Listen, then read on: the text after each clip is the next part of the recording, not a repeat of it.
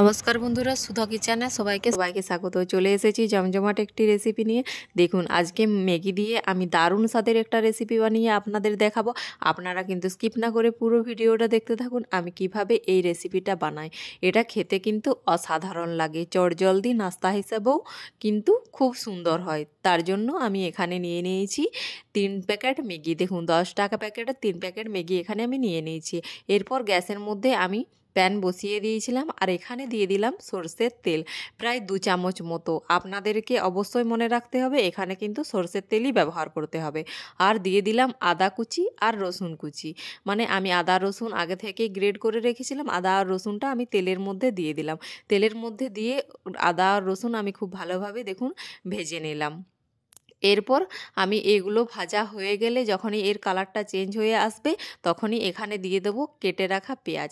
এখানে একটা মিডিয়াম সাইজের পেঁয়াজ আমি কুচি করে রেখেছিলাম। মিডিয়াম সাইজের পেঁয়াজ কুচিটাও আমি এর মধ্যে দিয়ে দিলাম। পেঁয়াজটাও একটু আমি ভেজে নেব, কাঞ্চি কাঞ্চি ভাব করে কিন্তু পেঁয়াজটাও ভেজে নিতে হবে। দেখুন, আমার পেঁয়াজটাও ভাজা হয়ে গেছে। এরপর দিয়ে দেবো কেটে রাখা টমেটো কুচি, আর দিয়ে দেবো অল্প পরিমাণে ক্যাপসিকাম কুচি, আর দিয়ে দেবো কুচি করে রাখা গাজর। ব্যাস, আমার এই সবজিগুলোই হাতের কাছে ছিল, আমি এগুলোই দিয়ে দিলাম। আর স্বাদের জন্য অল্প পরিমাণে কাঁচা লঙ্কার কুচি দিয়ে দিলাম, যাতে হালকা হালকা ঝাল লাগে। এরপর আমি এগুলো খুব ভালোভাবে ভেজে নিলাম। এরপর দিয়ে দিয়েছি স্বাদ অনুযায়ী লবণ। এরপর দেখুন, আমি লবণটা এর সাথে খুব ভালোভাবে কিন্তু মিশিয়ে দিলাম।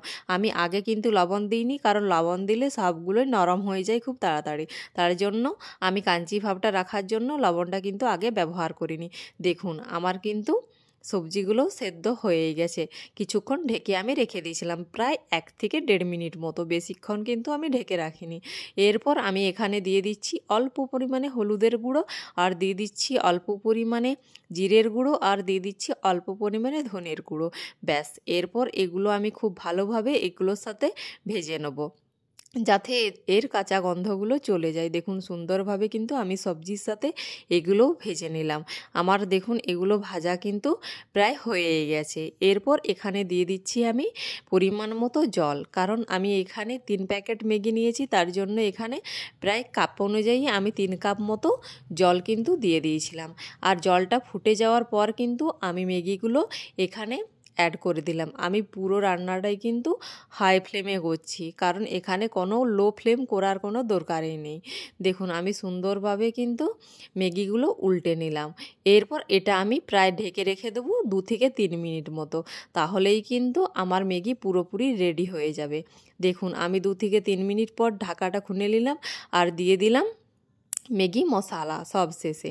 দেখুন, ম্যাগি মশলাটা দিয়েও আমি খুব ভালোভাবে মিশিয়ে নিলাম। এটা মিশিয়ে প্রায় 2 মিনিট 3 মিনিট মতো আরও রান্না করে নেব, তাহলেই কিন্তু আমার আজকের মশলাদার ম্যাগি কিন্তু রেডি হয়ে যাবে। দেখুন, আমি সুন্দরভাবে মিশিয়ে নিয়েছি। এরপর 2 মিনিট পর আমি দেখালাম। দেখুন, আর সবশেষে দিয়ে দিলাম অল্প পরিমাণে ধনেপাতা কুচি। এরপর আমি এটা ধনেপাতাটা খুব ভালোভাবে দেখুন ম্যাগির সঙ্গে মিশিয়ে নিলাম। আজকের আমার কিন্তু মশলাদার ম্যাগি রেডি হয়ে গেছে।